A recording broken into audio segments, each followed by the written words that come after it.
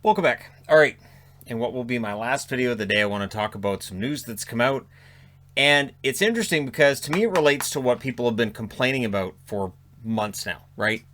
So these two things to me are related. I don't think there's anything untoward that goes on in the NHL. But when it comes to injuries, teams are very strategic when it comes to injuries. And in a flat cap world, and right now it's not only a flat cap, but you have an expansion draft coming up, you can be even smarter when it comes to when you report injuries and when you decide those need to be dealt with. So, Carey Price may need knee surgery. He's also having hip problems. So this may cost him to start a next season. Now, Montreal clearly wanted to keep Jake Allen, and they did everything in their power to stop Seattle from taking Jake Allen. So, if the plan all along was to protect Allen and expose Price, why have those conversations with Seattle? If the belief is that Carey Price is going to miss a large portion of next year, and if they'd known that then they're probably not going to worry about protecting Price. The interesting thing to me is this. We heard that Price had waived yesterday. Now, the deadline to waive was well before yesterday, so they didn't report it. It's strategic by Montreal. It's not against the rules, but it all comes back to all the Kucherov talk. Nothing Tampa did was outside the rules. Nothing Montreal's doing is outside the rules either. And here's the interesting thing. According to Pierre LeBrun, the Montreal Canadiens and the Seattle Kraken have both been told that Carey Price cannot be selected by Seattle and then traded back to Montreal at a lower cap hit in exchange for prospects and whatnot, because that would be seen as cap circumvention. So this is all out there, right? So the Jake Allen stuff was out there. Montreal didn't want to lose Jake Allen, so now they protect Jake Allen. And now the injury news comes out at the same time. This is all structured so that Montreal doesn't lose either of the goaltenders. So here's how I see it. They are concerned that Carey Price probably doesn't start next season. Legit. Absolutely. They don't want to lose Jake Allen. Caden Primo could probably use a full season in the AHL, and there's no reason to think that wouldn't be beneficial to him and to the Montreal Canadiens. That after next season, with Price and Allen, then Primo comes in as the backup the following season. So they protect Allen. Now, as the lists have come out, and it's become obvious, Seattle's thinking about taking Carey Price. Now we hear about the knee surgery. So the potential for knee surgery. He's going to go see a doctor. Maybe he needs it, maybe he doesn't. And there's hip problems in there too. Although apparently those won't require surgery. Carey Price is always banged up. And a lot of hockey players are. And what gets reported when they go on LTIR or when they go on the injured reserve, teams have been playing with this system for years. I think people got mad at Tampa because it worked. People got mad at Tampa because they were over the cap in the playoffs, because there isn't a cap there, and it worked. If Tampa Bay loses in the first round, if Florida takes out Tampa, we're not hearing about them being cheaters. We're hearing, oh, whatever. Tampa Bay was out anyways, so it didn't work.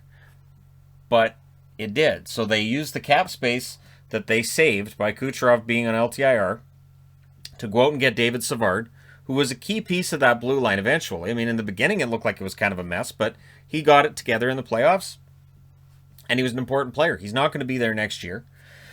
Tampa Bay, guaranteed, working the phones in order to make sure that Seattle takes some players from them. When I did my mock draft earlier, I did it with the opinion of, I'm not trying to help Tampa. And here's why. So here's how Seattle can play this too. I'm Ron Francis, and I say, you know what? I'm going to take Ross Colton. You know why? Because I'm still going to get a call from Julien Brisebois about taking one of the other players, and I can get extra draft picks and extra prospects to take one of them. So maybe I can say, oh, I don't know, we'll take Gord's contract off your hands. How do you feel about Yanni Gord coming over here? Well, you're going to have to throw in a prospect too, because we're taking on $5 million in cap. So when I did that, I thought, all right, Cal Foote, good young player, cheap. Alex Killorn, his contract's not too restrictive, and he scores some key goals. So in my two mock drafts, those were the two I took, because I felt like those aren't bad contracts. I'm not taking on a contract that I think's heavily high-priced, and I think Yanni Gord's contract is a little bit over where it should be by maybe $1 million. So make him work for it. And there's going to be a lot of jockeying. I would not be surprised if Carey Price is only one of a few players who may come out with this guy may have some injury issues. Teams hide injury issues all year. We hear upper body injury, lower body injury. We've just come through playoffs where when the playoffs are done, we hear, yeah, so he was playing with broken ribs. He was playing with broken fingers. He had a broken hand. He had a broken foot. We don't know. And teams are very good at playing this close to the vest, and this is part of why. It's asset management. So for Tampa last season, Kucherov goes to them in, what, it was December? It was November or December, and he's like, hey, I got problems. So Tampa Bay goes from trying everything they can to get rid of Tyler Johnson's contract to say, all right, Kucherov's going in LTIR. He's going to get surgery. The earliest he can come back is the playoffs. All right, so we're okay then. The NHL investigated this. There was no cheating going on. See, this is the thing that I get a kick out of is there were Montreal fans who got upset with me because I went, kind of convenient, right, about Price's injury. And yet I've read for months, for 6 months now, I've read about how convenient it was that Kucherov was out. How convenient it was that Tampa Bay did this. As if losing their best player for the entire regular season gave them an advantage. When it didn't. Like, back in 2015 when the Chicago Blackhawks, they had Patrick Kane on the IR. What did they do? They went out and got Antoine Vermette. That was huge. That played a large role in them being able to win a Stanley Cup. And it was smart. And again, it wasn't circumvention.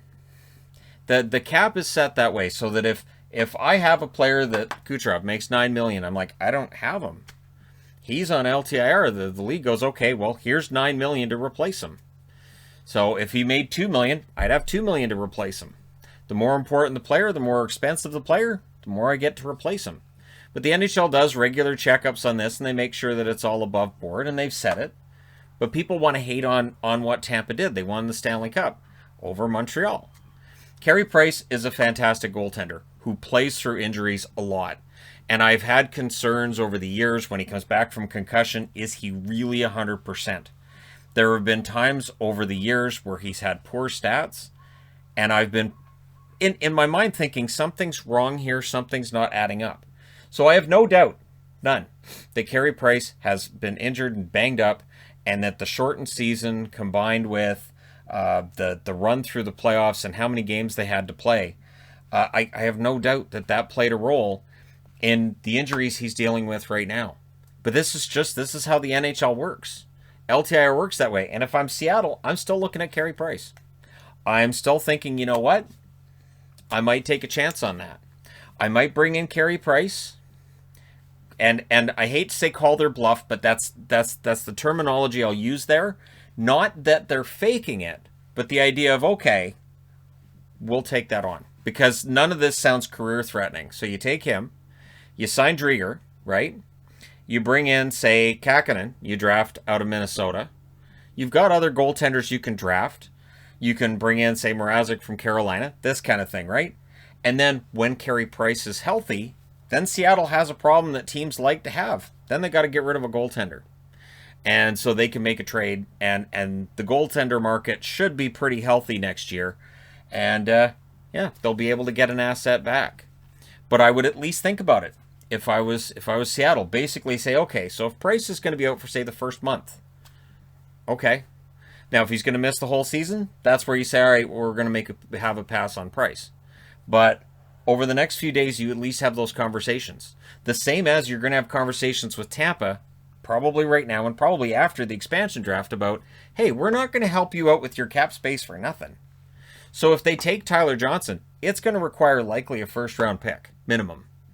Ron Francis, one thing that's been said is that he has a very high price if he's going to take on cap money. That's why we haven't seen Seattle take any on yet, because his asking price has been too high in the opinions of general managers around the NHL. He has no reason to drop it. I mean, he may end up dropping it, but he has no reason to, because it's not like teams that are in a cap crunch now won't still be in a cap crunch once we hit free agency and won't still be in it in October. But don't be surprised when we see more of this. Don't be surprised when we see players who normally would play through an injury, teams say, you know what? We're going to get that taken care of. We're going to make sure you're 100% healthy. And they're able to time that out so that they're getting that cap relief with injured reserve. They're getting the player healthy. and they're benefiting their team in the long term. What Tampa Bay did, it's not a matter of, oh, that's the template, everybody's going to have to follow it. You do what you got to do, and you've got a cap that's staying steady. And last year, Tampa, nobody would help them. They were calling around. Nobody was willing to help them out of their cap crunch. So if Kucherov didn't get hurt, they would have been penalized. The same as other teams were during the season. Especially, and I always mention this, Vegas. Vegas stands out because they had to play with less than a full complement of players, which means you're overplaying guys. And if anybody gets hurt while you're already playing with less than a full complement of players, it's a nightmare. It's an absolute nightmare. So we'll see how this goes, but I do think we'll hear this with other players during the offseason, where, you know, there's issues that are there. But do I think Montreal timed this? Oh, absolutely, yes. And I applaud them for timing it out the way that they have, because it does give Seattle a lot to think about. Now, they won't touch Weber, because Weber's going to miss all of next season in all likelihood. And now they have reasons to pause before they take Carey Price. There are other options out of Montreal. But I do think Seattle's going to be smart about this. They get one shot at it. And if Price works for them, even though he's potentially having knee surgery and he might be out for a while, then that's what works for them. But it's going to be interesting to see what happens. And again, this is how the salary cap is meant to work. This is how it's supposed to work. So that while Price is out, if he goes on LTIR for Montreal, they have $10 million in cap space to play with until he comes back. And if he's out the whole regular season, then he's out the whole regular season. And that's how it's meant to work. That while you have that player out, and again, the NHL regularly checks up to make sure they're actually hurt. My argument's always been, I think you could have way more players on LTIR than we do. I've seen throughout the season where a guy's out day to day, and I do the math, and I think this guy's been day to day for weeks. They should have put him on the IR and got that cap relief. But teams generally don't do that, I don't think, as often as we're going to see them do it this year, and until that salary cap starts to go up. The other part that people forget is that the salary cap is artificially $81.5 million. Players aren't taking that much home. Between escrow and other deductions, they're not taking that amount of money home. And not even close. So the $81.5 million is fake. And until the actual league revenues reach that level, and then go beyond that level and make up for all the deficits that are occurring between March of 2020 and now, the salary cap stays the same. So the salary cap probably stays the same for this season and next season, and it probably doesn't start to rise again until, at earliest, 2 years down the road. And even that, depending on who you ask, is considered kind of a rosy way of looking at it. It's a very interesting time for the NHL. We've never seen a flat cap. Not for this long. It's never happened. And we've never been in a situation where you have an expansion team coming in and teams so desperate to get rid of cap space. And that's why when I do expansion drafts, I go, I'm not going to help that team out with cap. I'm going to go with cheaper contracts. I'm going to go with better players. Because again, those expensive players are going to be available to Seattle after the expansion draft when they can get extra assets as well. So we'll see what happens. But there you go. Let me know your thoughts in the comment section below as always. So see, I did the video. I didn't attack Tampa and I didn't attack Montreal. This is how the business works. This is how it's designed to work. And the NHL's already said there's nothing untoward going on in their eyes. And while I know there's a lot of fans that are mad about it, you know, they spent their money right. And that's how I see it with Tampa. They spend their money properly. Anybody can spend too much money. Toronto did it for years. New York Rangers did it for years. Detroit did it for years. You don't win until you learn how to spend it right. And once you learn to spend it right, Detroit's a really good example of that. Before salary cap, of course, but before the cap, until they spent their money right, it didn't matter how much they spent. So there you go. Let me know your thoughts, though, in the comment section below, as always. Don't forget to hit like and subscribe if you're browsing your way through. You just happened upon this video. Thank you guys so much for watching, for all your support. I will talk to you again soon.